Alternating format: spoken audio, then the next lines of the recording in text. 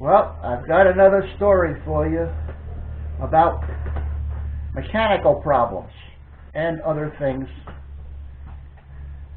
This happened in about 1985 or so, and I had a wheel fall off a big truck I was driving and roll across the road, flames coming out of the hub. This is in March. I was ranger at Camp Woodland, and one of my jobs was to run materials back and forth to the summer camp at Sabata Scout Reservation up in the northern central Adirondack Mountains. It was a 4-hour trip each way. They had a quick snow melt that year, and the culvert washed out the main road into the camp. And the ranger up there needed a new culvert.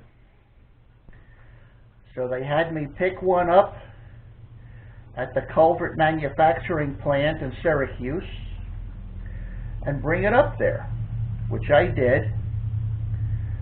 And I had a helper with me. His name was Dave. And we get up there with the culvert, and we are sticking it down in the hole that washed out. And the ranger up there, Dick Bailey his name was, he's now deceased, was coming along with the front end loader and a load of dirt, and I'm down in the hole holding the culvert in place, and he dumps the dirt in the hole, and unbeknownst to him, there was a large amount of water down there, and that dirt landed right in that water, and that splashed dirt and mud and water all over me. Had a good laugh over that one. Finally got the culvert buried, and one of my chores on that trip was to bring back with me to Camp Woodland, which was near Syracuse, a load of sailfish, sailing like surfboards, only a little bit bigger. Because somebody had purchased a whole new set of boats for the camp, and they wanted me to bring the old ones back down and sell them to recoup some money from them. All well and good. We load the boats in the truck. We stayed overnight because it was a long trip and we had a long day burying that culvert. And we left early the next morning. About 6 o'clock we hit the road.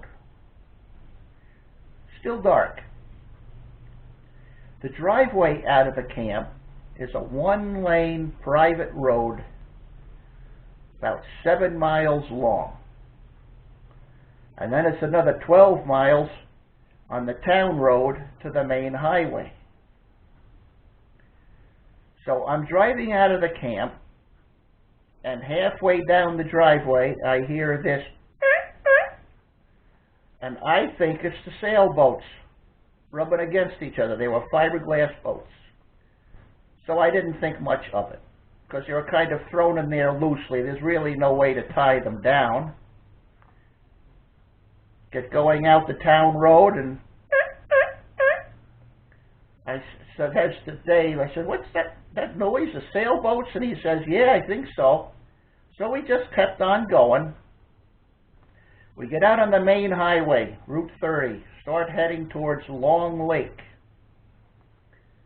And about 6 miles campside of the town of Long Lake, I feel this rumbling in the front end of the truck. Now, this is a big box truck. If this truck was any bigger, it would have to be a semi-trailer. And going down the highway, this chirping gets a little bit worse, and the rumbling, and all of a sudden, rumble, rumble, boom! The front end of the truck drops down, and I see the left front tire rolling across the road with flames coming out of the grease in the hub. I quickly downshifted to get power, and I forced the truck to drive off the side of the road so we would be out of traffic, because there's no way driving the truck with the tire missing. And then we had to get out in the semi-dark and throw snow on that burning hub. There was still snow on the ground in places, and other places it had melted back. And we had to get that fire out before we set the Adirondacks on fire.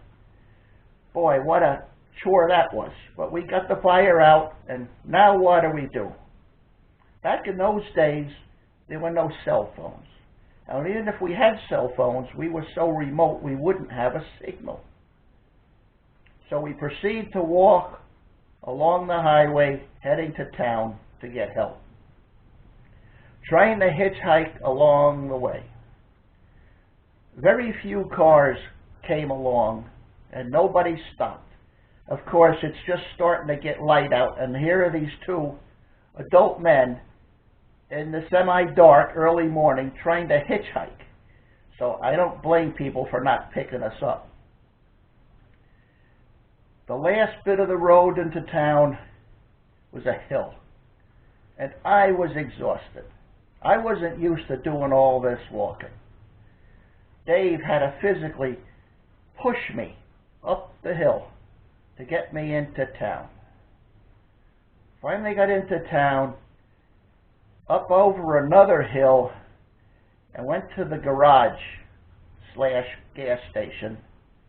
They did mechanical work, and told them what happened and where the truck was, and they were going to send a tow truck out to get it and pull it back and fix it. So I made a few phone calls, got somebody to come up and get us and bring us home. The following week, we came back up, got a ride, picked up the truck and drove it home. But what a trip that was. And talk about terror. The thought of setting the Adirondack forest on fire was quite discerning.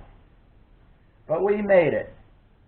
And it's one of my fonder memories of doing really cool stuff and having some really cool adventures. Hope you enjoyed the story. Bye.